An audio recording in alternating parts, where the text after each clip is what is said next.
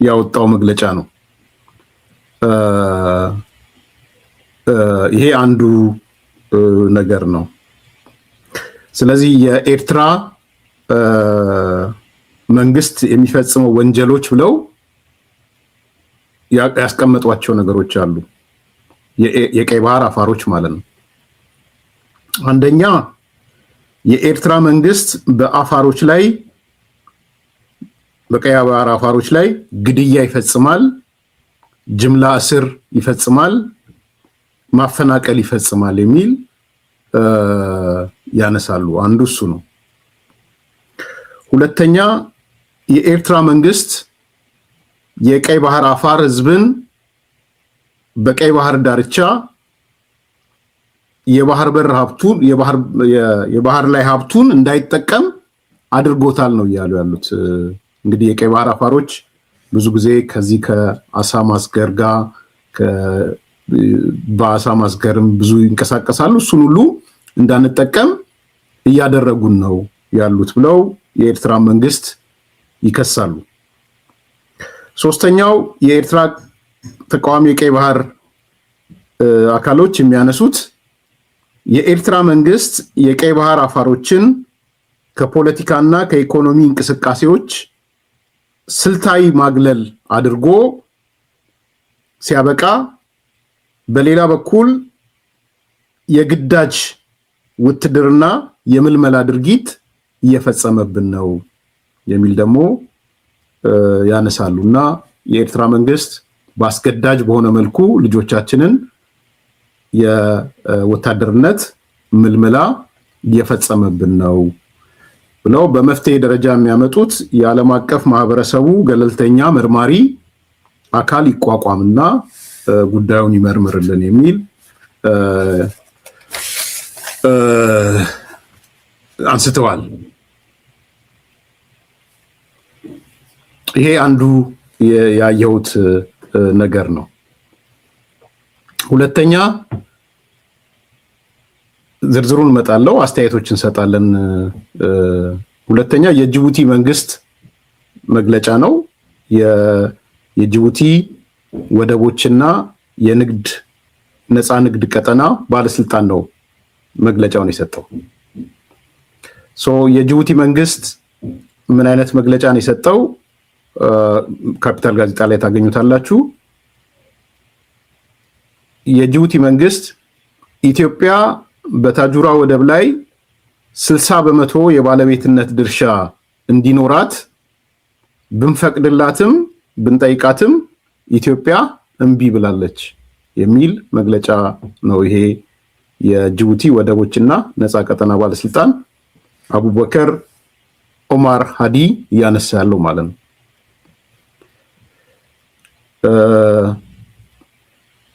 ባለስልጣኑ ምንድን ያለው? የጅቡቲ መንግስት ባለስልጣን ነው። ለኢትዮጵያ በራችን ክፍት ነው። የእኛን ወደቦች ለመጠቀም ኢትዮጵያ የሚያስፈልጋትን መገልገያዎች ሁሉ እያቀረብን ነው።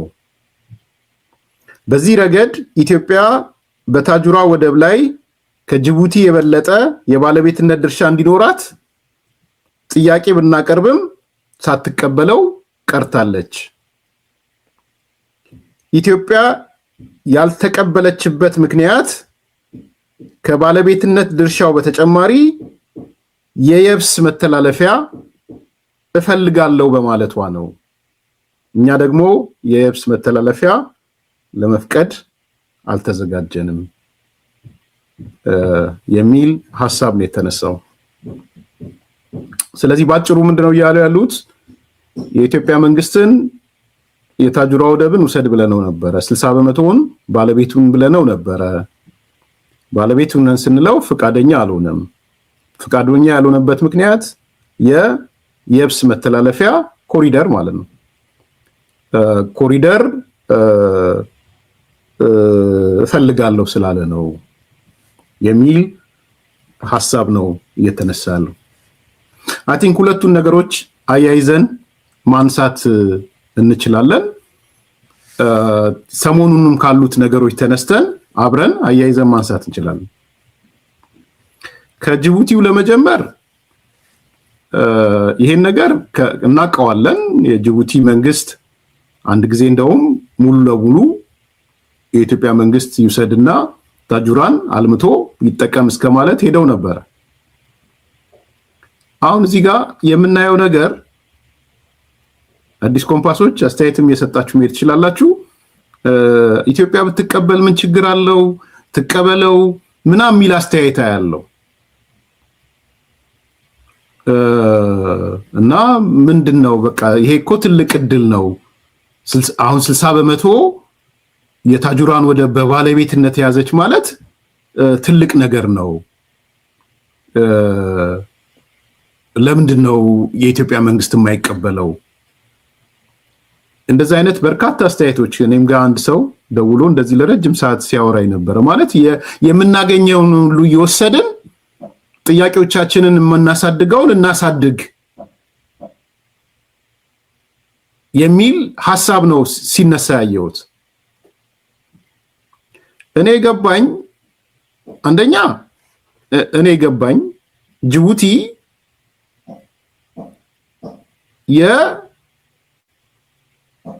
የኢትዮጵያውን መሰረታዊ ጥያቄ አልፈታችም። ኢትዮጵያ እየጠየቀች ያለችው ወደብ ብቻ አይደለም። አሁን ብዙ ሰው ይሳሳታል እዚህ ጋር። የኢትዮጵያ የወደብ ጥያቄ ብቻ አይደለም ያላት። ኢትዮጵያ የወደብ ጥያቄ አይደለም ያላት። ባይ ዘ ዌይ እዚህ ላይ ትንሽ ክላሪቲ እንዲኖር ይፈልጋሉ። የኢትዮጵያ ጥያቄ የወደብ ጥያቄ አይደለም። የኢትዮጵያ ጥያቄ ከወደብ የተሻገረ ጥያቄ ነው።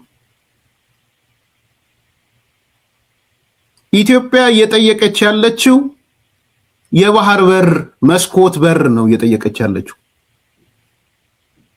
በጣም ይለያያል። የወደብ ጥያቄና የባህር በር ጥያቄ የተለያየ ነው።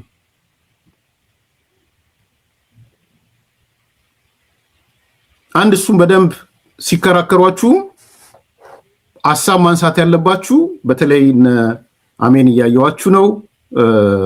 ይሄ ማን ፈቀደው ወይ ማን ወሰነ የሚለው ፕሮግራማችሁም ላይ እዚህ ላይ በደንብ ክሊር ማድረግ ያስፈልጋል።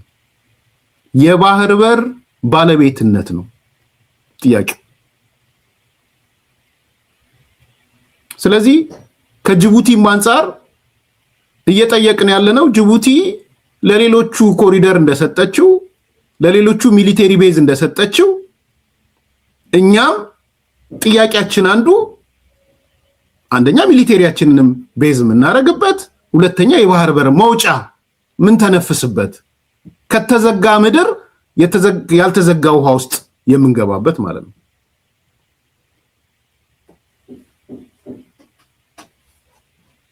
ስለዚህ እዚህ ላይ በጣም ግልጽ መሆን ያስፈልጋል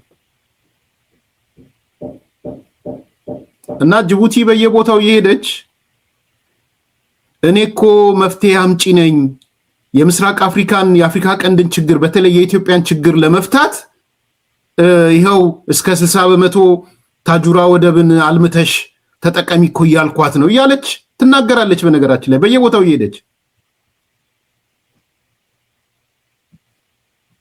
እንደዛ አይደለም። እንዳትወናበዱ። በዚህ ጥሩ ነው ጅቡቲ 60% ሆኑ ሰጂ ወዘተ ማለቷ ከራሷም ጥቅም ተነስታ ጥሩ ነው። ግን ደግሞ አንድ ስቴፕ ከፍ ትበል ጅቡቲ። ለምንድነው የሚከፋት? ለአሜሪካ ሚሊቴሪ ቤዝ የሰጠች ሀገር ለራሽያ እንግዲህ ብዙ ጊዜ ለቻይና ሚሊቴሪ ቤዝ የሰጠች ሀገር ቻይና ብዙ ጊዜ የላትም የባህር በር ብዙ ዓለም ላይ አይኖራትም የሚሊቴሪ ቤዝ።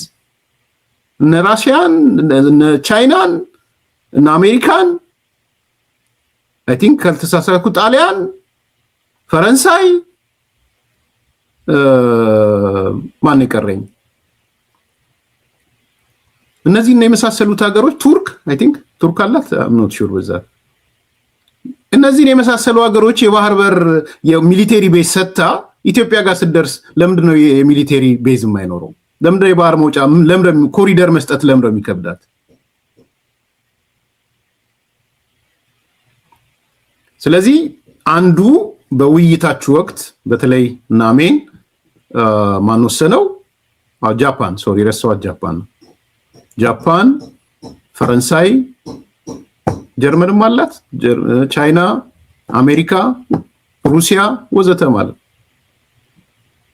እንግዲህ የነዚህ በነገራችን ላይ ሌላ ደግሞ ቁም ነገር ማወቅ አለባችሁ። አሁን የጠቀስኩት ሀገሮች ተደምረው ቻይናም፣ አሜሪካም፣ ሩሲያም፣ ጃፓንም ተደምረው የሚሰጧት ገንዘብ ኢትዮጵያ ለጅቡቲ ከምትሰጣት ጋር ፈጽሞ አይደራረስም። የነሱ ወደ 500 ሚሊዮን ዶላርም አይሞላም። 500 ሚሊዮን ዶላር አይሞላም። ከኛ ጅቡቲ የምትወስደው ከ2 ቢሊዮን ዶላር በላይ።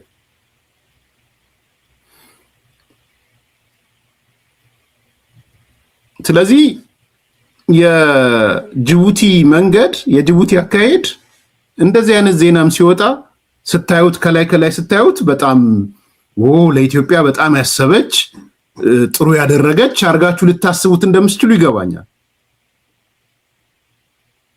ግን ቁም ነገሩ ምንድነው? አንደኛ በጅቡቲና በጅቡቲ እንድንታጠር በአንድ ሀገር እንድንታጠር እኛ ከሶማሊያ ጋር እኮ የነበረው ሶማሌላንድን እኮ አሁን የመጠቀም መብታችን እኮ ከወደብ ጋር አይ ቲንክ የሶማሌ መንግስትም ችግር ያለበት አይመስለኝም። ሶማሌላንድ አሁን ባለው ሁኔታ ራሱ ሶማሌላንድ ላይ ኢትዮጵያ በመጠቀሟ የሞቃዲሾ መንግስት ችግር ያለበት አልመሰለኝም ከማየው ነገር። አገሩ ቅና ትስጡ ነው እንጂ ያለው ሶማሌላንድ ላይ ያለውን ወደብ አትጠቀሙ አልተባለም። ኬንያ ላይ ያለን ሞምባሳ ምን ተጠቀመው አለ፣ ጅቡቲ ላይ ዋናው አለ። ኢትዮጵያ የወደብ ችግር አይደለም ያነስ ኦፍ ኮርስ ወደብ ያስፈልገናል። የወደብ ችግር አይደለም ግን የህልውና እየሆነ የመጣው። ስለዚህ በዋናነት የኛ ጥያቄ የኢትዮጵያ ጥያቄ ከወደብ ሳይሆን ከባህር በር ባለቤትነት ጋር የተያዘ ነው። የባህር በር ባለቤትነት ነው። በነገራችን ላይ በሱ ባለቤትነቱ በሊዝ ሊመጣ ይችላል። ባለቤትነቱ በሰጥቶ መቀበል ሊሆን ይችላል። ባለቤትነቱ በሌላ መንገድ ሊሆን ይችላል። ግን በባለቤትነት ነው ጥያቄ። ስለዚህ ይሄን እንድትራዱ ነው። እነበሻህ የጅቡቲ መግለጫ ከሱዳኑ መሪ አልቡርሃን መግለጫ ለይቻላው ኢትዮጵያን አዲስ አበባ መጥቼ እንዳልነጋገር ፍቃደኛ ያልሆነችው ያለበት መግለጫ። ይሄ ምንድነው? ዓለምን ነው ጅቡቲ እያሳሳተች ያለችው። ዓለም እንዴ ታዲያ ይሄው ጅቡቲ እየሰጠችሽ አይደል እንዴ 60% ኦን አድርጊ እያለችሽ አይደል? ለምንድን ነው ኢትዮጵያ ሌላ ነገር ውስጥ የምትገቢው እንዲል ማለት ነው። ከእንደገና ደግሞ ኢትዮጵያ ከጅቡቲም እንዳትወጣ ታጥራ እንድትቆይ በጅቡቲ እንግዲህ የወደቦች ሁሉ አገልግሎት በአንድ ሀገርና በአንድ ሀገር ላይ ብቻ የተመሰረተ እንዲሁም ማለት ነው።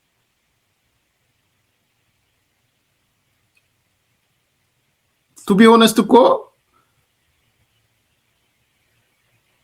ቃልን እንደ ህግ ከወሰድ ነው ቃልን እንደ ህግ ኢሳያስ አፈወርቂ የሽግግሩ መንግስት ጊዜ ምን ብሎ ነው የተናገረው? ኢንክሉዲንግ አቶ መለስ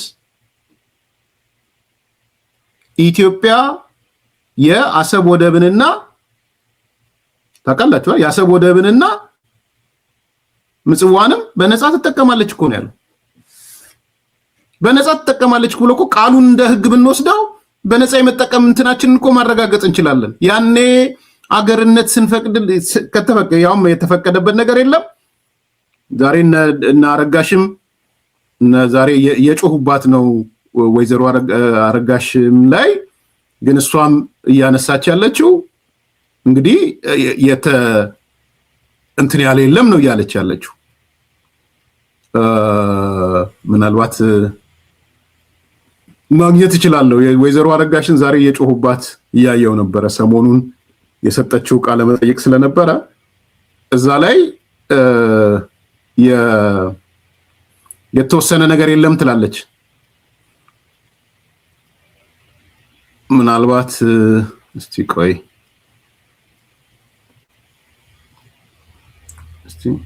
ባሮች ቦርደር የላቸውም። እኔ ብዙ ጊዜ ከነሱ ጋር ስለቆየው አንዱ ትልቁ ጎሳ ከአጽቤ ወረድ ብለህ ኮነባ ወይ ፈረስ ደገ የሚባለው ቦታ ላይ ታገኘዋለህ። ታች ሄደህ እንደገና እስከ ቦሪ ድረስ ታገኘዋለህ፣ እስከ ራፋይል ድረስ ታገኘዋለህ። በአውሳ ወረድ ብለህ የምታገኘው አፋር እስከ አሰብ ድረስ ታገኘዋለህ።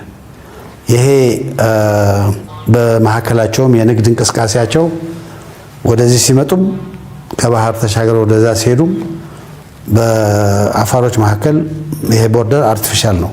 እንደፈለገ ነው የሚገናኙት፣ የሚንቀሳቀሱት፣ የሚነግዱት፣ የሚሰሩት። በተለያየ አጋጣሚ ከቢትወደድ አሊምራህ ጋር እንገናኝ ስለነበር ይሄ አፋር የሚባለው ኤርትራ ውስጥ ያለው አፋር የሚባለው ኤሪያ የኢትዮጵያ አካል ነው፣ ከኢትዮጵያ መነጠል የለበትም የሚል ጠንካራ አቋም እሳቸውም ሌሎቹም የጎሳ መሪዎች ነበሯቸው እና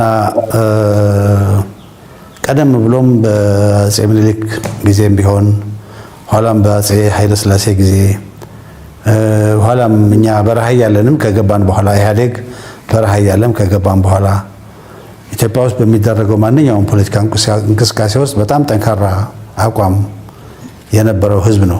የአንድ ሀገር ናሽናል ፓወር የሚባሉት ቢያንስ 4 ትላልቅ እንትኖች አሉ። አንዱ ኢኮኖሚክ ፓወር ነው። ሁለተኛው ፖለቲካል ተሰሚነት ነው። ሶስተኛው ሚሊተሪ ፓወር ነው። አራተኛው ዲፕሎማቲክ ፓወር ነው። እነዚህ ናቸው እንግዲህ ኮምባይንድ ሆነው የአንድን ሀገር የማድረግ አቅም የሚጨምሩት። እነዚህ ናሽናል ኢንተረስትን ለማሟላት የምንጠቀምባቸው መሳሪያዎች ናቸው። የባህር በር ማጣት ከነዚህ ውስጥ ብዙዎቹን እንድናጣ ያደርገናል። ብዙዎች ላይ እንድንዳከም ያደርገናል። ደግሞ የባህር በር የምናጣ ያለነው በብዙ መለኪያ ያን እንድናጣ በማንገባበት አይነት ጂኦግራፊክ አቀማመጥ ውስጥ ሆነን ነው እና ጉዳቱ ትልቅ ነው። ነፃ ፖርት ይሆናል፣ እንደፈለገን እንጠቀምበታለን ከተባለ በኋላ ወደ ህጋዊ ማዕቀፍ ወስደን ባይንዲንግ የሆነ ስምምነት እናድርግ የሚል ሐሳብ አላነሳንም። እንግዲህ ያለ መብሰል ሊሆን ይችላል፣ ንዝህላልነት ሊሆን ይችላል፣ whatever የተባለ ሊባል ይችላል። ግን ያኔ ወደ ህጋዊ ማዕቀፍ አስገብተን አስገዳጅ እናድርገው የሚል አቋም አልነበረንም። ያኔ በተደረገው በጣም ከፍተኛ አስጨራሽ ውጊያ እንግዲህ እንዳያችሁት የጻድቃንን መልሼ ያመጣሁት አረጋሽንም አመጣታለሁ።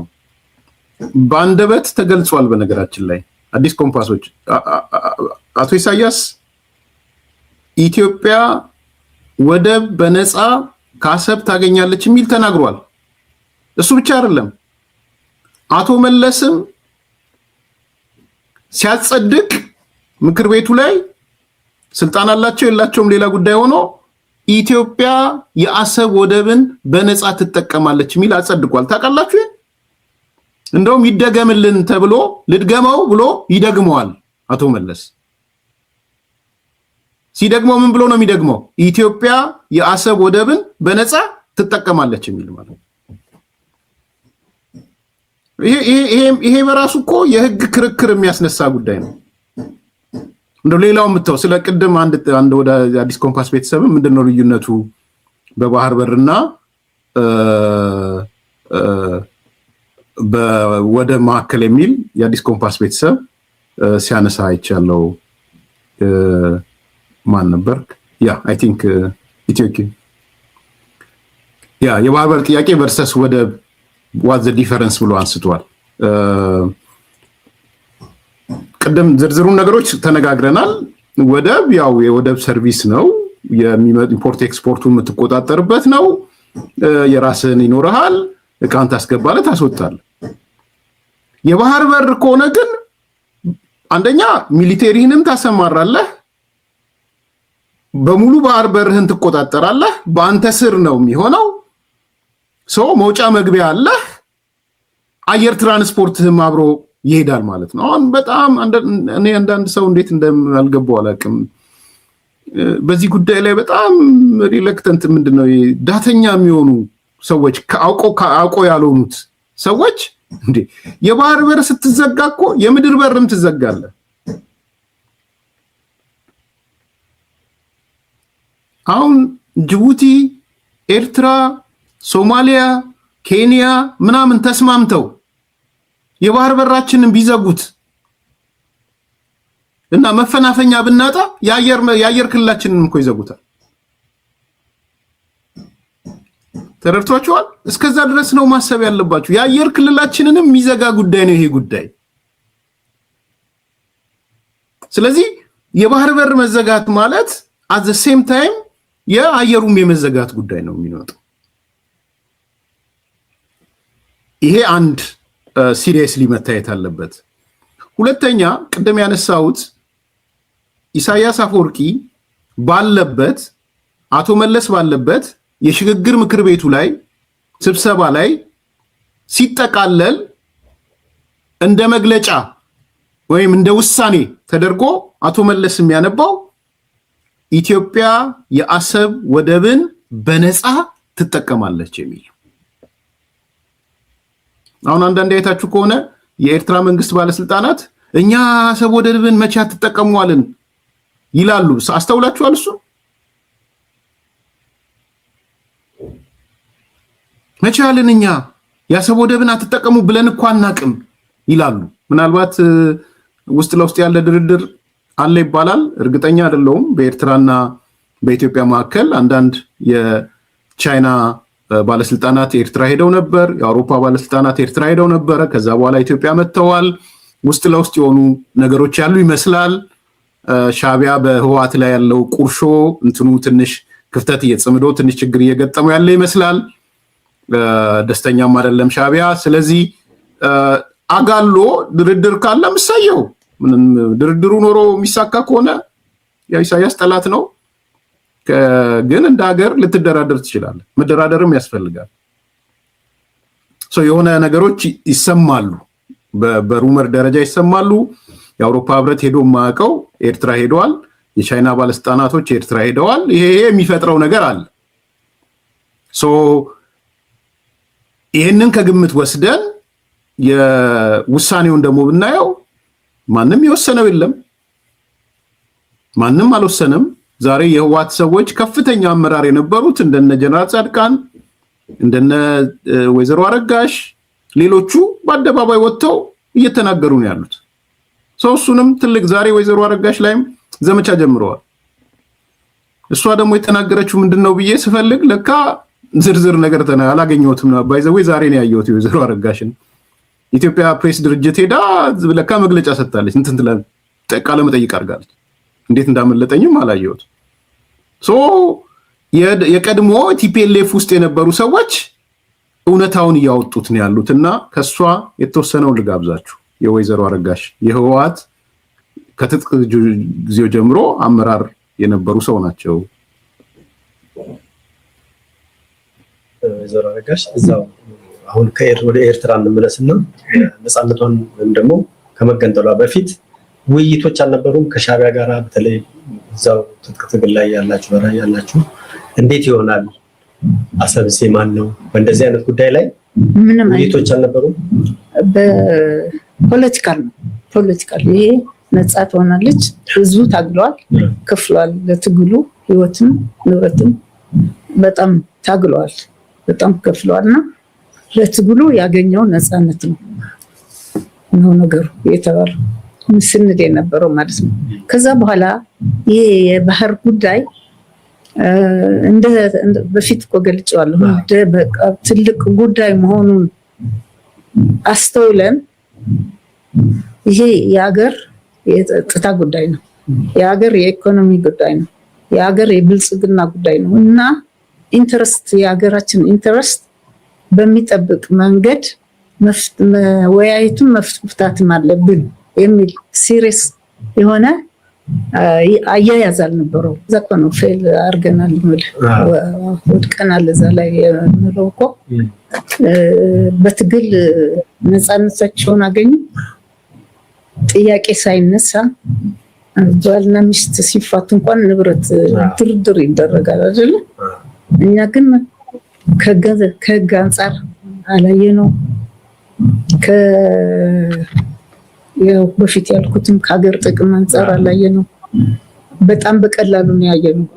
አሰብ ዞሮ ዞሮ ለማን ይሆናል? ያው የኢትዮጵያ ነው የሚሆነውና ደግሞ ትንሽ ኤክስኪውዝ የነበረ ምንድነው ደግሞ አሁን እንደገና አሰብም የኛ ነው ብለን ካል ሌላ ጦርነት ነው የሚቀጥለው የሚል እንትንም ነበሩ፣ ኢንሲኑዌሽን አስተሳሰብም ነበሩ። ስለዚህ ስህተት ነው አካሄዳችን። ባልና ሚስት እንኳን ስለያዩ ሽማግሌ ጠርተው እንትን ይደራደራሉ፣ መደራደር ይኖራል። እኛ ግን ህጋዊ በሆነ መንገድ እኮ ልዩነታችን የኛና የኤርትራ አገር መሆን እኮ ህጋዊ እንትን የለው፣ ሰነድ የለው። በቃ ፖለቲካሊ ሄዱ ከነ ባህራቸው፣ እኛም እዚህ ቁጭን። ሪፈረንደም ሲያደርጉም ምንም እንደርሱ ነው የተደረገው። እንዳው ሪፈረንደም ተደርጎ ኢትዮጵያና ሪኮግናይዝ ያደረገችው መጀመሪያ እና እዛ ላይ ነው ፌል ያደርግ ነው። እዛ ላይ ነው መስራት ያለብን ነገር ሳንሰራ የቀረ ነው።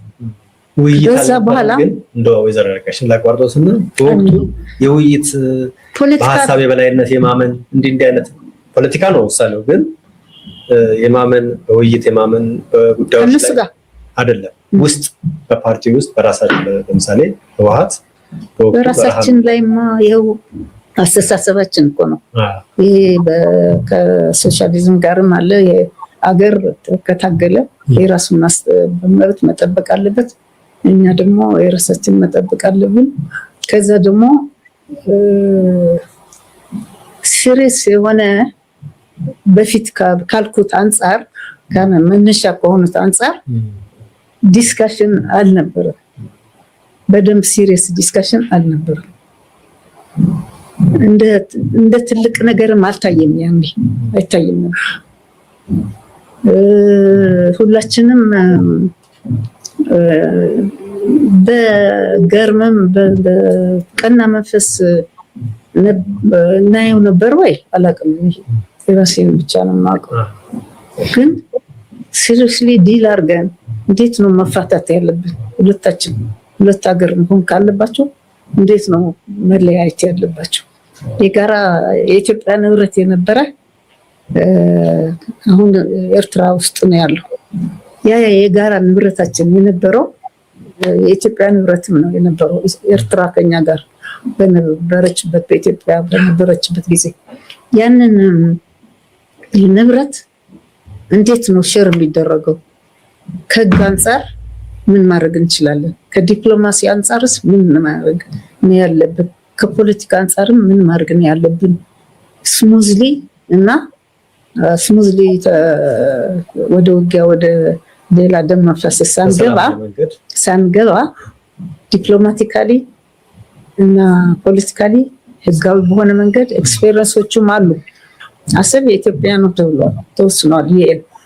ይህ ሁሉ አቅም ይዘን እንዴት ነው የኛን መብት በዛ ባህር ላይ ማስረገጥ የምንችለው የሚል ጥያቄ በዚህ አሁን በሚሰማኝ መንፈስና ደረጃ አልተነሳም እና በጣም ብልሹ አካሄድ ነው ይሄድ ነው ያንዴ እርሱ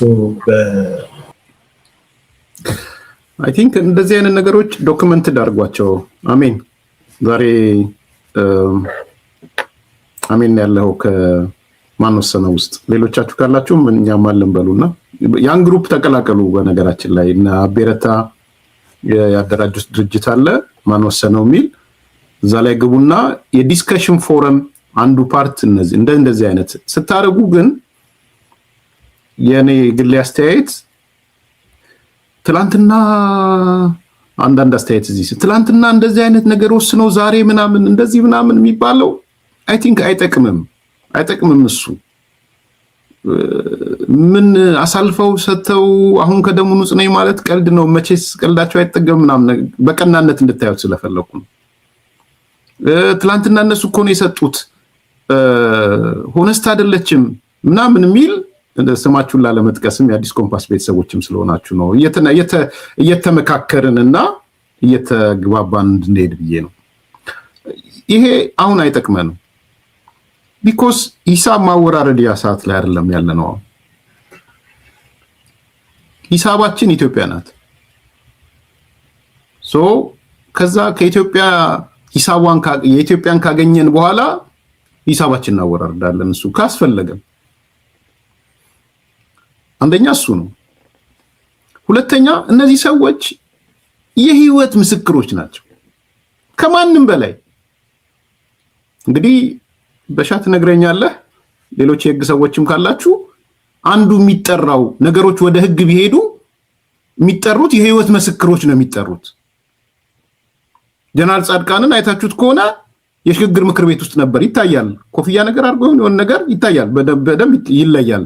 ጀነራል ጻድቃን በወቅቱ ወይዘሮ አረጋሽም አይ ቲንክ የምክር ቤቱ አባል ነበር የነበረችው ይመስለኛል። የትግራይ ክልልም ምክትል ነበረች፣ ቁልፍ ሰው ነበረች ወይዘሮ አረጋሽ፣ በጣም ወሳኝ ሰው። ሁለት በሉ እነ የትግራይ ክልል ፕሬዝዳንት የነበሩት አቶ ገብሩ አስራት የህይወት ምስክር ናቸው ከነ መጽሐፋቸው። ስለዚህ ይሄ ትልቅ ነገር ነው። እንደዚህ አይነት እንትኖችን እንዳትጽፉ። ሁለተኛ የአዲስ ኮምፓስ ቤተሰብ ከሆናችሁ ምናምን ለመደ ተብሎ ምናምን ይባል። ሁለተኛ ከጻፍኩ ወዳጅ አዲስ ኮምፓስ ብትሆንም አባራለሁ ከይቅርታ ጋር። እንደዚህ አይነት ጽሁፍ አንቀበልም።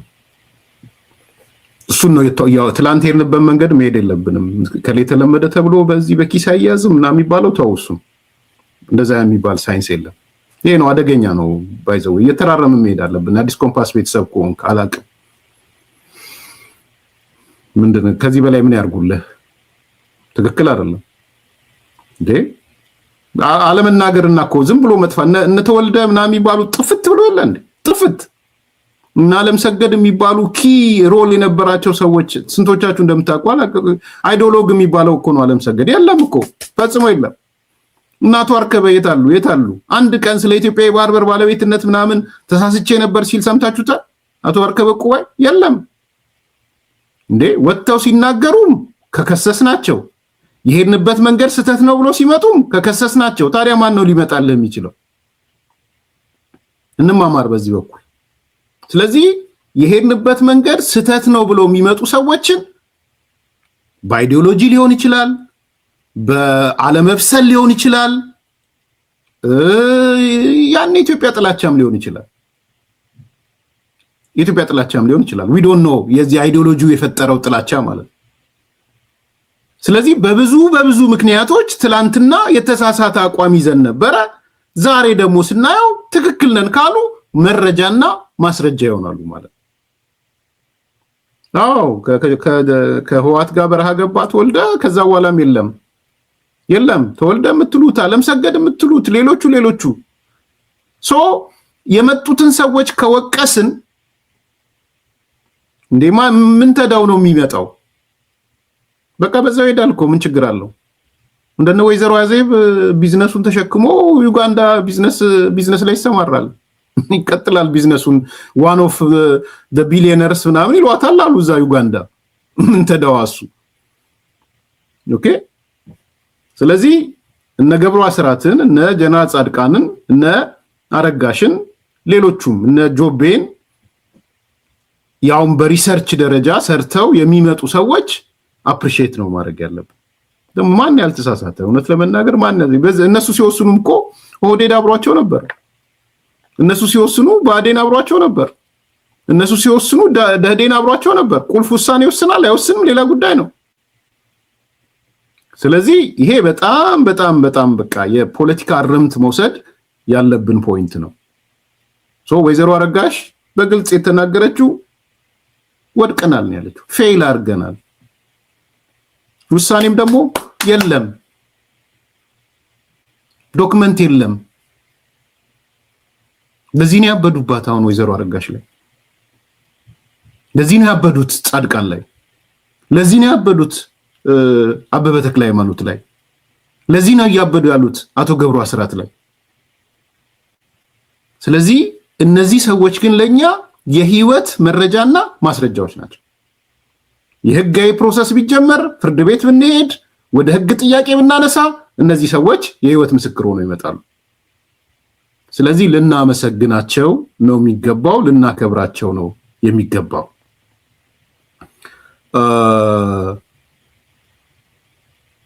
ያ አይ ዶንት ኖ ቤተሰባዊ ነገር አለምሰገድ ገብረአምላክ የአሜሪካ ሲያትል ነበረ። ባለቤቱ የፋና ስራ አስኪያጅ ወይዘሮ አመልማል ነበረች። የጆቤ እህት ናት። ከአለምሰገድ ጋር መለያየታቸውን ጆቤ ነው በአርቲስት ቲቪ የተናገረው። ኦኬ ያ ፐርሰናል ነገሮች ሊኖሩ ይችላሉ፣ ግን ምንም ጸጥ ረጭ ነው ያሉት እነሱ። ስተታቸውንም አላልዘረሙ። ስለዚህ እነ አርከበ ዝም ባሉበት፣ እነ ተወልደ ዝም ባሉበት፣ እነ አለምሰገድ ዝም ባሉበት፣ እነ ስዬ ወጥተው የባህር በር ኢሹ ሲያነሱ፣ እነ ጻድቃን የባህር በር ሲያነሱ ቀብ አድርጋን መረጃና ማስረጃ ማድረግ ነው። ከዛ አንፃር እንድታዩት እፈልጋለሁ። የቀይ ባህር አፋሮች ቅድም ጻድቃን ያነሳው ነው።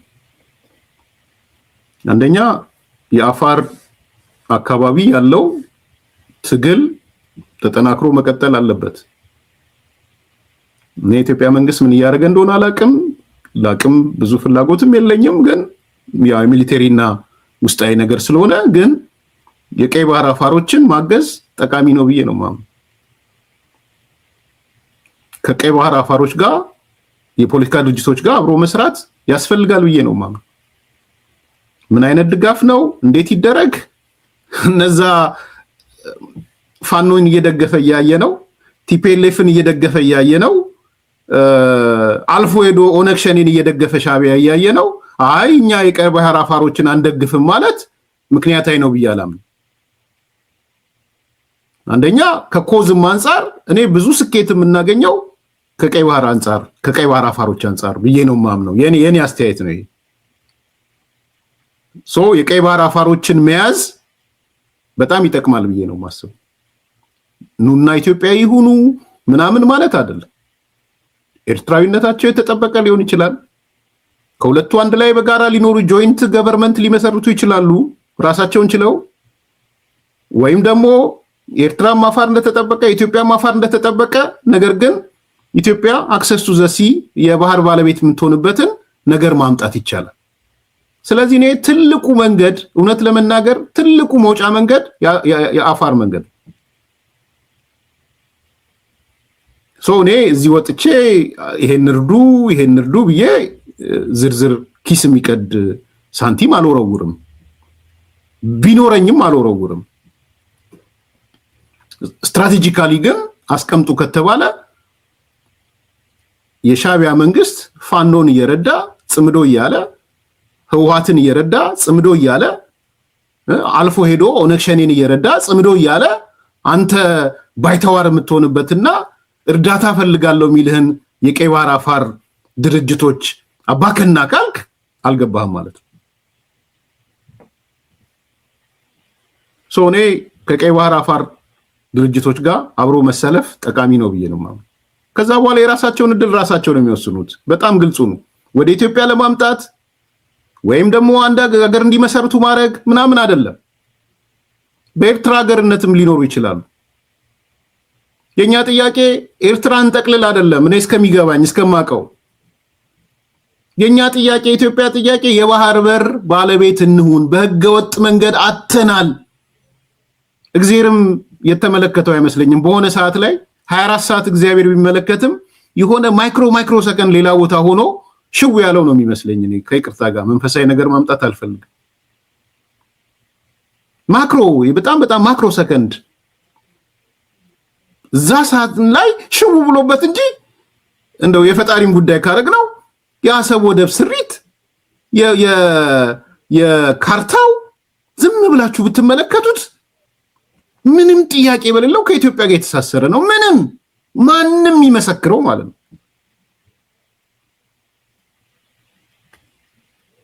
እኔ በጣም ልብ ያልኩት ባይዘዌ ያን ነገር ዶክተር ብርሃኑ ሌንጂሶ ከተናገረው በኋላ ነው። ብዙ ሪያ ላይ ካርታ ፎከስ አድርጌ አላቅም ነበር እና ዶክተር ብርሃኑ ሌንጂሶ ከኤንቢሲ ላይ ወይም ሌላ ሚዲያ ላይ ሄዶ አሁን የኦሮሞ ጽንፈኛዎች በግራ በቀኝ የሚዘምቱበት እሱና ሲናገር ሰማሁት። እስቲ ዝም ብላችሁ ካርታውን ይዩት ብሎ ኤክስፕሌን ሲያደርጋየውትና እስቲ ብዬ እንደ መንቃት ብዬ ሳየው የምሬን ነው ተናደድኩኝ በጣም። በቅድ የሆነው ሽሚያው ግን ያው አንተ ጂኦግራፊ ተማሪ ስለሆንክ የጂኦግራፊ ካርታ ፎከስ ታደርጋለህ። እኔ እንግዲህ ኤሪያውን ካልኩሌት አድርግ ብዬም ስላልመጣ ነው መሰለኝ የአባይ ወንዝን ኤሪያ ካልኩሌት ማድረጌን አስታውሳለሁ። ሌንግዙና ኤሪያውን በካልኩለስ አንድ ፕሮጀክት ነበረን። በነገራችን ላይ ሽሚ ሰርዲሪ ያለው ነው ምናምን ይሄ ደብል ካልኩለስ ላይ አንዱ ፕሮጀክታችን የአባይን ወንዝ ርዝመት መለካትና ኤሪያውን መለካት ነበር። 4 ኪሎ ቁጭ ብለን ማለት ነው። ሶ የአባይ ወንዝን ኤሪያና ርዝመቱን ለክቼ ያለው እንጂ በዛ በመለካት ውስጥ ማለት ነው እንትን እያላችሁ እየቆረጣችሁ ማለት ነው በእንትን ውስጥ in any case ይሄኛው ግን እኔ አስቤም አይቼውም አላውቅም። ኢትዮጵያን ጂኦግራፊ ተምሬያለሁ ግን I don't know አላየሁትም። ሶ ስትመለከቱት ራሱ እንትኑን ካርታውን በጣም ነው የሚያበሳጨው። በቃ ለኢትዮጵያ የተፈጠረ ነው አሰብ ምንም ጥያቄ በሌለው መንገድ። ይሄ ኤርትራውያኖች ራሳቸው የሚያውቁት ነው የሚመስለኝ። ኢቭን ለኢትዮጵያ ጥላቻ ያላቸው ራሱ የሚያውቁት ነው የሚመስለኝ እኔ ሲያዩት ራሱ። ስለዚህ እንዲህ አይነት የቀይ ባህር አፋሮች መደገፍ ማገዝ ከነሱ ጋር መደራደርን ጨምሮ በነገራችን ነገ ሻቢያን ስናስወግድ ኢሳያስን ስናስወግድ ሊኖር የሚችለው የውስጥ ድርድር በዛ መሄድ ይሄ ትልቅ ነገር ይመስለኛል። በመጨረሻ ከጅቡቲ ጋር በተያያዘ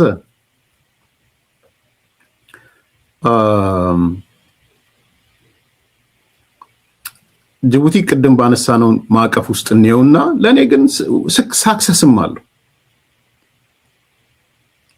ስኬቱ ምንድነው? የኢትዮጵያ ጥያቄ ጆሮ እያገኘ ነው። አቶ ልደቱ ምናምን እንደሚያወሩት አይደለም። ስሙ ጠቅሰው ብዙ ጊዜ ከባህር በር ጋር ፖዚቲቭ ኢሜጅ ስለነበረው ያንን ኢሜጅ ዳሜጅ ስላደረገው ተመልሶ ሪኮንስትራክት እንዲያደርገው ነው ባይዘው። እኔ ሰዎች ከፖለቲካ እንትናቸውም ሲጠፉ ብዙ ደስም አይለኝ፣ ግን ጥሩ ኢሜጅ ነበረው አቶ ልደቱ ከባህር በር ጋር በተያያዘ ኢዴፓ የሚባለው ፓርቲ። አሁን እሱን ነው በዜሮ እያባዛ ሄደ። ልክ የኢትዮጵያ መንግስት ኦን ሲያደርገው ጠቅላይ ሚኒስትሩ ኦን ሲያደርጉት እሱ ሌላ ነገር ውስጥ ገባ እና አሁን መቼ ዕለት ምን ሲል ሰማሁት? የመጨረሻዋ ካርድ ባህር በር ነበረች፣ እሷም ተቃጠለች። የገዢው ፓርቲ ደጋፊ ሚዲያ ላይ አይታችሁ ከሆነ አያነሷትም። ኧረ እፈር ልደቱ እፈር፣ የምር እፈር። ምናልባት አንተ የምታየው የአዳዲሶቹን ድመቶች ሚዲያ ይሆናል የምታየው። አንተ የምታየው ምናልባት የአንዲ ልጆችን ሚዲያ ነው የምታየው። አንተ የምታየው የአማራ ጽንፈኛ ሚዲያ ይሆናል ማለት ነው። እኔ እስከማውቀው ግን ኢትዮጵያ ላይ ፎከስ ይብን አገዛዙ ብትል ምን ብትል እኔን እዛው አስፈርጃችሁ እንደሆነ አውቃለሁ። ግን አጀንዳችንን አልለቀቅንም። አይታችሁ ከሆነ የባህር በር አጀንዳን አፍረው ሚዲያዎቹ እንኳን አያነሱትም። የተቃጠለ ካርድ ስለሆነ እያለ ያወራል። ቅዠት ውስጥ ኢሉዥን ዲሉዥን ውስጥ ምን አይነት ማፈሪያ እንደሆነ አላውቅም። በዚህ ልክ ሰው እንዴት እየዘቀጠ እንደሚሄድ አላውቅም። አሁን የኢትዮጵያ ሚዲያ ኢቲቪን ብታየው ዶክመንተሪ እስከ መስራት አይደል እንደሄደው በየቀኑ ጀነራሎች ምናምኖች አይደል እየሄዱ ዲስከሽን አይደል እንደ ያለው እንዴ የባህር በር የሜንስትሪም ሚዲያ ዋነኛ ከአጀንዳነት ተናጥቧል። እስቲ አዲስ ኮምፓስ ወደ 1200 ሰዎች አላችሁ፣ 1128 ሰው አላችሁ። ሜንስትሪም ሚዲያው ኢቲቪ፣ ፋና፣ ሌሎቹም ኢቭን ክርክሩ ላይ የምርጫ ክርክሩ የባህር በር አጀንዳን እንደ ኢግኖር አድርጓል። እኔ ቢያንስ በሳምንት 3 ቀን አነሳዋለሁ ዋና አጀንዳዬ ስለሆነ አፍሬ ከዚህ በኋላ የባህር በር አላነሳም ብያልኩኝ እንዴ። እኔ ራሴ ምሳሌ ብታደርጉኝ የብልጽግና ሰዎች አፍረው ከዚህ በኋላ የባህር በር አጀንዳ ለማድረግ ራሱ ጥፍራቸው ስር ተደብቀዋል ይላል አቶ ልደቱ። ያውም እኮ አዲሱ ድመት ጋር እኮ ሄዶ ነው ይሄን የሚያወራው። ከሻቢያ ጋር ጽምዶ በመፍጠሩ አስመራ ሄዶ የኢሳያስን ጫማ የሳመውን ሰው ነው የሚለው እንደዛ የሚለው። ኧረ እፈር፣ ከምሬን ነው እፈር። ፖለቲካ እንደዚህ አይዘቅጥም። ከሻቢያ ጋር ሄዶ ጫማ የላሰውን ሰው ለጫማ ለላሰው ሰውዬ የባህር በር አጀንዳ ሞቷል ምናምን ትለዋለህ። እሱ ደስ ብሎት እንዲናገር ነው ለኢሳያስ መልእክት እንዲያስተላልፍልህ ነው። በቃ ይቅርታ እንዲያደርግልህ ኢሳያስ ከስከዛሬ ሰድበይ ነበር የኢትዮጵያ ዋነኛ ጠላት ኢሳያስ አፈወርቂን ብለይ ነበር እሱን እንዲተውልህ ነው ከምሬ ነው እንደ ሌላ ውስጥ ገባው ይቅርታ አሁን ከባህር በር አጀንዳ ተናጥበናል ኢትዮጵያ ተናጥባለች ሜንስትሪም ሚዲያው ተናጥቧል እንደ የገዢ ፓርቲ ደጋፊ የሚባሉ ሚዲያዎች ተናጥበዋል ከባህር በር አጀንዳ ወይዘሮ አረጋሽን ያቀረቧት ማን ነው ጋዜጣ ፕላስ ኢትዮጵያ ፕሬስ ድርጅት መሰለኝ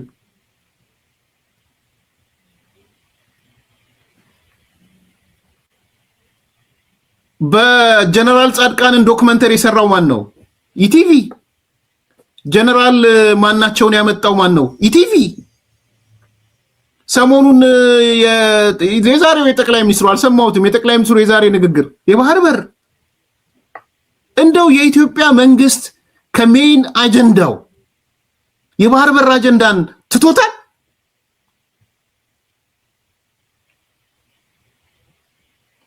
ተትቷል አፈ ወይኔ እንደው ማንሳታችን ብሎ ተትቷል የት ነው ያሉት እነዚህ ሰዎች የትኛው ምህዳር ላይ ነው ያሉት እንዴ ምነው አሁን በኑና ጀነራል ጻድቃንን ተቹት ምን አለ ጀነራል ጻድቃን የኢትዮጵያ መንግስት ኢንተርናሽናል አጀንዳውን አደረገው እኔ አይደለሁም ያልኩት ተቹት ትልቁን ጀነራል የአፍሪካ ጀነራል ምትሉት የነበረ ያኔ ዛሬ ላትሉት ትችላላችሁ አሁን ያለው መንግስት የባህር በር ጥያቄን የዓለም አቀፍ ጥያቄ ያደረገው እንደ አይኑን የነቀለበት ቀን አለ እንደ ጋሪ ፈረስ አይደለም የኢትዮጵያ መንግስት የባህር በር ላይ ያለው አንዳንዶች ያቃለው ዛሬውኑ ጦርነት ለኩሱ ዛሬውኑ ምናምን ወሬ በዛ ምናምን ወሬ ይብዛ መብዛት አለበት ወሬ መብዛት አለበት እንዴ እኔ እኮ ሌላ አቋም ነው የነበረኝ አዲስ ኮምፓሶች የዛሬ 4 አመት ምናምን ብታዩኝ ያለቀ የደቀቀ አጀንዳ ቢኮስ የኖርኩት በኢህአዴግ ውስጥ ነው ያስተሳሰብ ነው የነበረኝ ያለቀ የሞት አጀንዳ ነው በቃ ጄነሬሽኑ ረስቶታል እኔ እኮ አቶ በረከት እኮ በግልጽ ነው የባህር በር አጀንዳ የዚህ ጄነሬሽን አጀንዳ አይደለም በቃ እንደውም ኤርትራ ጋር አብረ መኖራችን ራሱ ረስቶታል እሱን ጎበይፋ ይናገር ነበር አቶ በረከት እኔም እኮ እናገር ነበር ከሞተበት ቀስቅሶ አፈር እስትንፋስ ነፍቶበት አሁን ያለው መንግስት የባህር በር አጀንዳን አጀንዳ አድርጓል እኔ ተሸንፌያለሁ ተቀብያለሁ እሱ እንዴት እስትንፋስ ዘርቶበት ህይወት ዘርቶበት መጣ ብዬ ቡራ ከረዩ አልልም ወይ ካፈርኩ አይመልሰኝ አልልም ትላንትና የነበርኩበት ቁመና ይሄ ስለሆነ ዛሬ አልልም እነ ጀነራል ጻድቃን ወንድሜ ነው ወይዘሮ አረጋሽ እህቴ ናት አቶ ገብሩ አስራት ወንድሜ ነው ወይም አባቶቼ ናቸው የነሱ ልጆች ነው መሆኑ ነው ትላንትና ስተት ነበር ዛሬ መታረም አለበት ስለዚህ የኢትዮጵያ መንግስት እንደ ጋሪ ፈረስ ለመጣ ባለስልጣን ሁሉ ለመጣ መሪ ሁሉ የአፍሪካ መሪ ሲመጣ የአውሮፓ መሪ ሲመጣ የቻይና መሪ ሲመጣ የአሜሪካ መሪ ሲመጣ እንደ ጋሪ ፈረስ የሚያነሳው የባህር በር ጥያቄ ነው የምን ውሸት ነው ይሄ እሱ ብቻ አይደለም ሰዎቹም መሪዎቹም ሲናገሩ የባህር በር ጥያቄ ኢትዮጵያ ያስፈልጋታል እኔ ስለ ልደቱ አይደለም ያወራለት አጠቃላይ አስተሳሰቡን ነው አሲፍ ካርዱ እንደተቃጠለ አጀንዳው እንደተቃጠለ ምናም ሲወራ ያው ይቀባበሉት የለ እነዚህ ጽንፈኛው እኮ ይቀባበሏል ውሸት መሆኑን ግን ማሳየት ያስፈልጋል ዛሬ በብዙ የኢትዮጵያውያን አይምሮ ውስጥ የባህር በር አጀንዳ ይሆናል ከሞተበት ከተቀበረበት ህይወት ዘርቷል እስትንፋስ ዘርቷል ለዚህ ደግሞ ያለው መንግስትም ጠቅላይ ሚኒስትሩን ፐርሰናሊ አመሰግናለሁ ሜንስትሪም አጀንዳ አድርገውልናል ለምን ኤርሚያስ አላረገውም አይደለም በፍጹም እሱ ነው ያወራ ያለው ጻድቃን ሚዛኑ ሽፍት አደረገ የኛ የበላይነት የመጣ አጠቃላይ በሪጅን ውስጥ ከሚኖረን ኢምፓክትም ያለውን ዌት በጣም ሀገር የሚጎዳ ነገር አድርገናል የሚል አመለካከት ነበረን ሻዕቢያም ይሄን ሁሉ ጥፋት ያጠፋ ያለ እንደገና መልሰን የተቆረጠ ተበን አድርገን እዛ መተዋችን ለሀገራችን ትልቅ አደጋ ለወደፊት የሚያመጣ ነው የሚል አቋምም ነበረኝ። የተለየ አቋም ነበረኝ እሱ ከሚይዘው አቋም። ከኤርትራ ጋር እንደራደር የሚል ነገር ሲነሳም እነሱ ናቸው ጥፋተኞች፣ በሀገራችን ላይ ሁሉ በደልና ወንጀል ፈጽመዋል፣ ከነሱ ጋር መደራደር የሚባል ነገር መነሳት የለበትም፣ ልካቸውን ማስያዝ አለብን፣ እዚህ ሀገር ውስጥ በሰላም የምንኖር ከሆነ ልካቸውን ማስያዝ አለብን የሚል አቋም ነበረኝ። እነዚህ የተደራረቡ ናቸውና እነዚህ ነገሮች በሙሉ ያው ምቾት አይሰጡም። ስለዚህ አገራችን ውስጥ ከነበረው ያኔ ከነበረው ሕግና ደንብ ውጭ ነው የተባረርኩት። ዶክተር አብይ መንግስት በዚህ ስራ ላይ ትልቅ ስራ ሰርቷል የሚል እምነት አለኝ። ያኔ ይሄ አጀንዳ ታቡ ነው የነበረው። ስታነሳው አድሃሪ፣ ጸረ ህዝብ፣ ጸረ ዲሞክራሲ፣ ጸረ ምናምን የማይለጠፍ ስም የለም ለሁላችንም። አሁን አጀንዳው ኢንተርናሽናል አጀንዳ ሆኗል። ኢንተርናሽናል ሀገር ውስጥ ብቻ አይደለም፣ ኢንተርናሽናል አጀንዳ ሆኗል። ወደዛ ደረጃ ማድረስ ቀላል አይደለም። በማደርገው ኢንተራክሽን እውነት ነው ኢትዮጵያ የባህር በር ያስፈልጋታል። ኢትዮጵያ ውስጥ የባህር በር ከሌላት አፍሪካ ቀንድ ውስጥ ሰላምና መረጋጋት አይኖርም የሚል ግንዛቤ ተይዟል። ኢትዮጵያ አሁን ባለው የጂኦግራፊክ ሁኔታ ከተቀመጠች አፍሪካ ቀንድ ውስጥ ሰላም አይኖርም፣ ኢኮኖሚ እድገት አይኖርም። ስለዚህ ጉዳይ መፈታት አለበት። ግን ሁሉም ሰው የሚቀበለው ሀሳብ የሚሆንበት ደረጃ ላይ ደርሷል። እዚህ መድረሱ እኔ ትልቅ አቺቭመንት ነው ብዬ ነው የማስበው። እኔ ግለሰቡ ላይ አላተኮርኩም። ባይዘዌ መሐመድ ትንሽ እንድታውቁት የምፈልገው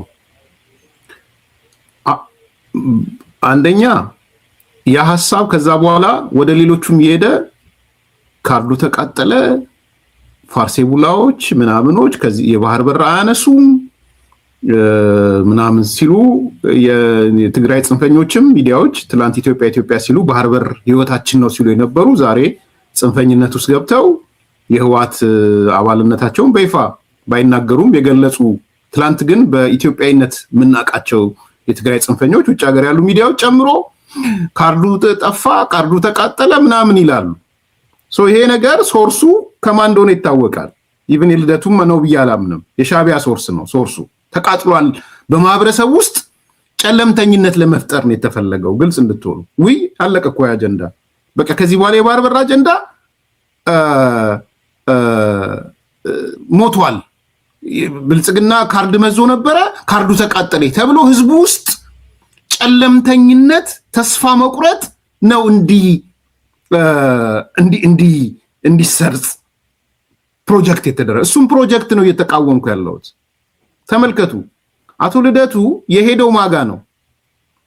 የሻዕቢያን እግር ሄዶ የሳመው ሰው ጋር ነው ሄደው ይሄን የሚናገረው። ለሻዕቢያ ነው መልእክት ያዘ። ኮንግራቹሌሽን የወደብ አጀንዳ ካርዱ ተቃጥሏል ብሎ ለሻዕቢያን ሄዶ ጫማ ስሞ ኢሳያስን ይቅርታ ጠይቆ እንኳንም የትግራይ ልጆችን እህቶቼን አያቶቼን እንኳን ደፈርክ፣ እንኳንም በኤችአይቪ ኤድስ የያዘው ክፍለ ጦር አደራጅተህ ትግራይ ገብተህ እንኳን የኛን ሴቶች በጅምላ ደፈርካቸው ብሎ በትግራይ እናቶች፣ በትግራይ እህቶች፣ በትግራይ ልጆቹ የሴቶቹ ማህፀን ደም በታጠበው አዲስ ድመት ነው አቶ ልደቱ ሄዶ እየተናገረ ያለው። ለማን የኮንግራቹሌሽን እያለ ነው? ለኢሳያስ ምንድነው ኮንግራቹሌሽኑ? በኢትዮጵያውያን ዘንድ የባህር በር አጀንዳ የተቃጠለ አጀንዳ ሆኗል። ይሲ እንትሩ እንዲገባችሁ ነው እየነገርኳችሁ ያለሁት፣ ፖለቲካው እንዲገባችሁ።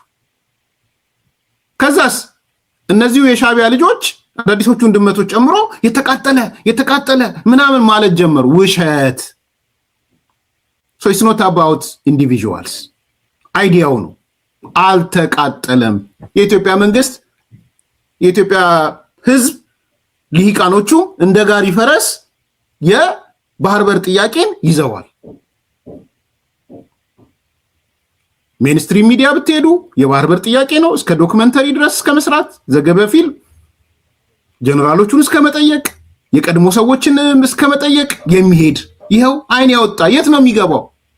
ባለፈው እሑድ ፋሲካ በዓል ላይ እኮ የቀረበው ዶሮ ሳይጮህ አሰብ የተባለው ምን ላይ የተሰራ ነው? የባህሩ በር ላይ አይደል የተሰራው?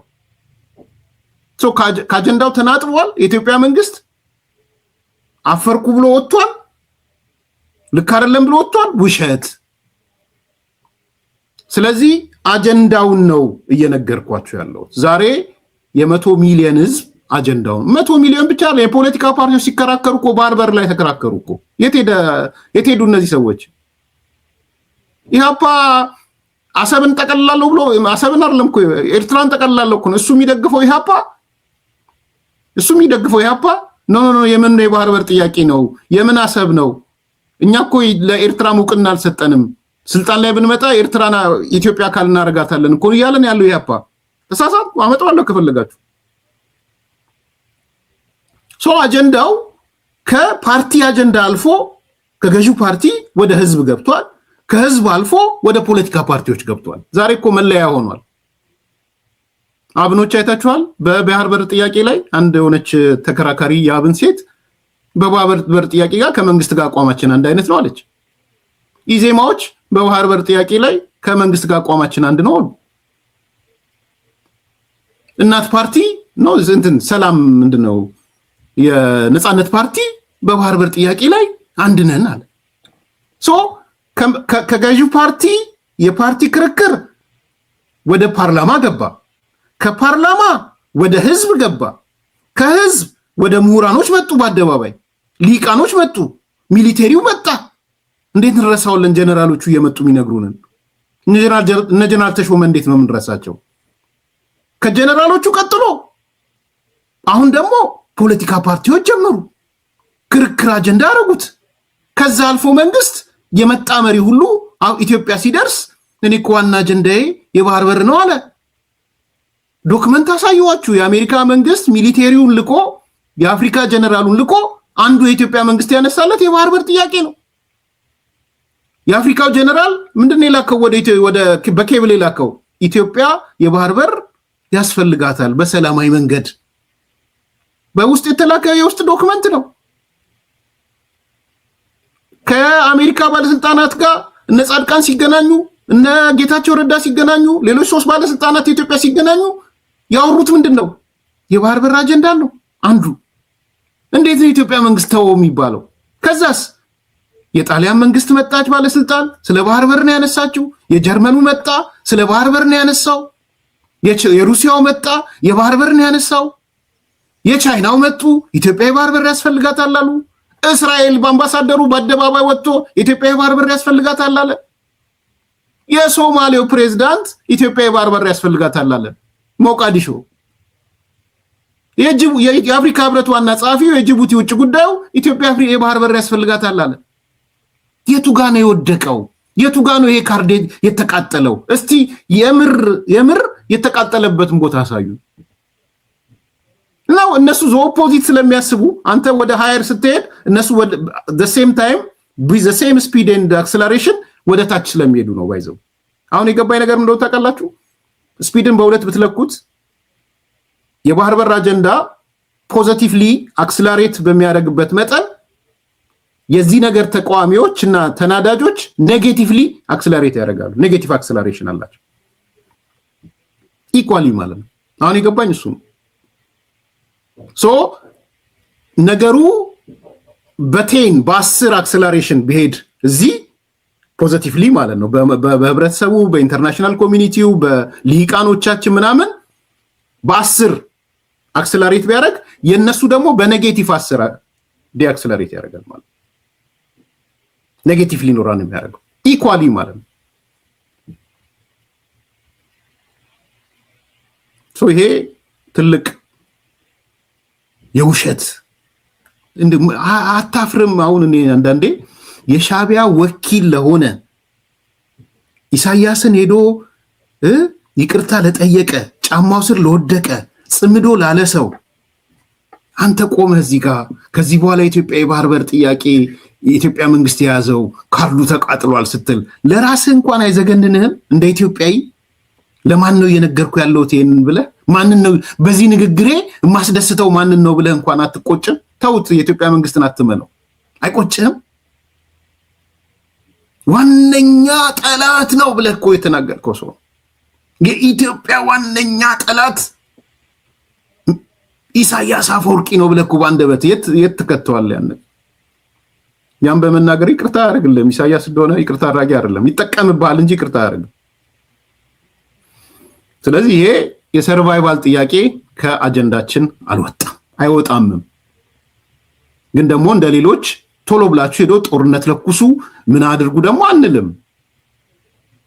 ሱሪ ባንገትም አንልም። ፐርሰናሊ እኔ ሱሪ ባንገት አልልም። ኢትስ ኤ ፕሮሰስ 5 ዓመትም ይፍጅ 4 ዓመትም ኢትስ ኤ ፕሮሰስ። ሱሪ ባንገት አንድ ያውርታል ዶክተር አብይ በአስቸኳይ ታመጣት እንደሆነ አምጣት ባይሁክ ወርክሩክ ብዬ አልልም። የህብረተሰብ አስተሳሰብ መቀጠር አለበት። የምሁራኑ መፈጠር አለበት። ነገ ከነገ ወዲያ የሆነ ነገር ቢመጣ መዘጋጀት ያስፈልጋል። የዓለም አቀፉ ማሳመን ያስፈልጋል። የህግ ማሰባሰብ ያስፈልጋል። የሰው ኃይል ማሰባሰብ ያስፈልጋል። ዶክመንቴሽን ያስፈልጋል። ወዘተ ወዘተ ወዘተ። ስለዚህ ሱሪ ባንገትም አልልም እኔ። አንዳንዶች የሱሪ ባንገት ሐሳብ ኖሯቸው መንግስትን ደገፉና ሱሪ ባንገት እንደማይሆን ሲያውቁ ዛሬ ቡራ ከረዩ የሚለው አይቻቸዋል። ዋነኛ ደጋፊ ሆነው የባህር በር አጀንዳ ማለት እንደዚህ ነው ሲሉ የነበሩ የኢትዮጵያ መንግስት ይህን ደፋር ውሳኔ በመወሰኑ በጣም ምናምን ሲሉ የነበሩ ለካ ጥያቄያቸው ሱሪ ባንገት ነው። ሱሪ ባንገት ደግሞ ሊሆን አይችልም። ፐርሰናሊ እኔ ሱሪ ባንገት ኢትዮጵያ ውስጥ አይሰራም። አሁን ባለ የባህር በር ጥያቄ ሱሪ ባንገት አይሰራም። ኢትስ ኤ ፕሮሰስ አለው በጣም ፕሮሰሱ ደግሞ ስፒዱ አሪፍ ነው። በጣም አሪፍ ነው። ፍጥነቱ ራሱ የአስተሳሰብ ሄጂሞኒክ ወደ መሆን እየሄደ ነው። የአስተሳሰብ የበላይነት እየፈጠረ ነው። በኢትዮጵያ ሕዝብ ዘንድ የባህር በር አስፈላጊነት ሄጂሞኒክ እየሆነ ነው። ገዢ አስተሳሰብ እየሆነ ነው። ቀጥሎ ነው የምትመጣው ከዛ በኋላ። ስለዚህ እኔ ይሄ መንግስት ከሜንስትሪም አጀንዳውም አላናጠበውም። ይሄ የዚህ መንግስት ደጋፊ ተብለው የሚባሉ ወይም ይሄን አጀንዳ እንደ አጀንዳ የያዙ ሚዲያዎችም ከዚህ አጀንዳ አልተናጠቡም። የምታወሩት ውሸት ነው። ኤንድ ይቀጥላል። ይህም ደግሞ እስኪሳካ ድረስ ይቀጥላል። የተጀመሩ ድርድሮች ከጀርባ ያሉ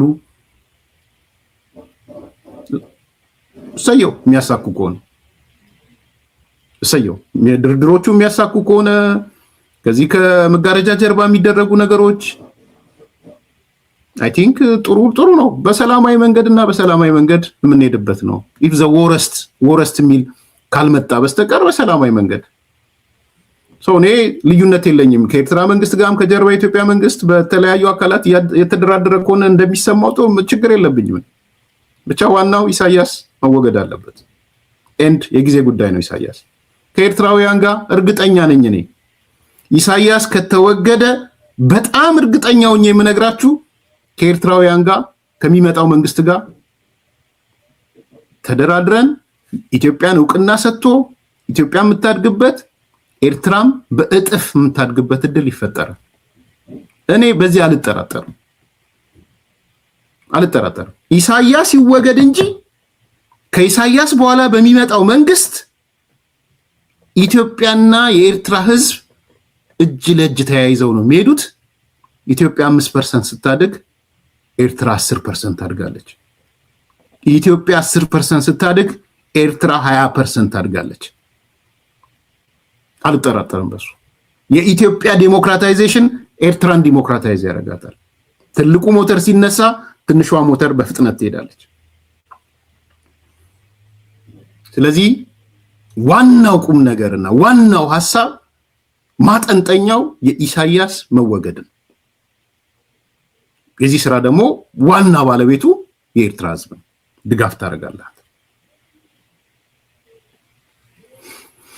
ላይክ አድርጉ፣ ሰብስክራይብ አድርጉ፣ ሼር አድርጉ። ወደ ሁለተኛው እንሄዳለን። ምናልባት ከጊዜ አንፃር የደብረጽዮን አክሱምና የታደሰ ወረደ መቀሌ ራሱን ችሎ ነገ በዝርዝር በመጣበት ደስ ይለኛል። ያሉትን መረጃዎች ግን አጠር አድርጌ ለመናገር አንደኛ ጀነራል ታደሰ ወረደ መግለጫ ሰጥቷል መቀሌ ላይ። እሱ መቀሌ ላይ መግለጫ እየሰጠ እነሱ ደግሞ እነ ደብረጽዮን አክሱም ሄደዋል። ኦኬ ትንሽ አጠር አድርጌ ላንሳው ለብቻው ራሱን ችሎ።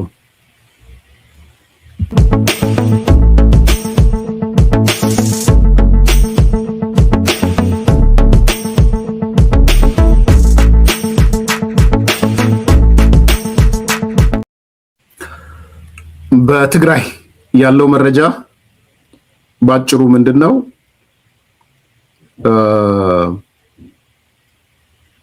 ጀነራል ታደሰ ወረደ መቀሌ የተለያዩ የሚዲያ ሰዎችን ጠርቶ መግለጫ ሰጥቷል። በመግለጫው ላይ የኢትዮጵያ መንግስት እንደጠራው ከኢትዮጵያ መንግስት ጋር እንደተነጋገረ ወደ አዲስ አበባ ከመምጣቱ በፊት ከደብረ ጽዮን ጋር እንዳወራ እንደተነጋገሩ ሪፖርቶቹንም ይዞ እንደመጣ እንዳቀረበ አዎንታይም አሉታይም እንዳቀረበ ለምሳሌ የፕሮጀክቶች ገንዘብ ተለቆልናል፣ የተጀመሩ ፕሮጀክቶች አሉ፣ ያላለቁ አሉ የሚለውን ተናግሯል። የተወሰነ ወደብ ላይ ያዘዝናቸው ትራክተሮች ነበሩ። ከትራክተሮቹ ጥቂቶቹ ብቻ ነው የመጡት፣ እስካሁንም አልመጡም ብሏል። ለግብርና የሚሆኑ ትራክተሮች የተፈናቃዮች መመለስ አለባቸው የሚል ማሳሰቢያ ሰጥቻለሁ ብሏል። የትግራይ ግዛት መመለስ አለበት አለዛ አስቸጋሪ ነው የሚል ሪፖርት አቅርቤያለሁ ብሏል። መብቱ ነው በነገራችን ላይ ማቅረብ፣ ባለፈው ማስችላችኋለሁ። እንደ አንድ የትግራይ አመራር ምዕራብ ትግራይ ምናምን ማለት መብት አለው፣ በጣም መብት አለው። ስምምነቱ ምንድነው ሌላ ጉዳይ ሊሆን ይችላል። ከዛ በተረፈ ኃላፊነቱን ተረክቤያለሁ ብሏል። በፌስቡክ በምናምን ጫጫታ ከስልጣኔም አልነሳም አይነት ዝንባሌ ያለው ነገር ተናግሯል ጀነራል ታደሰ ወረደ።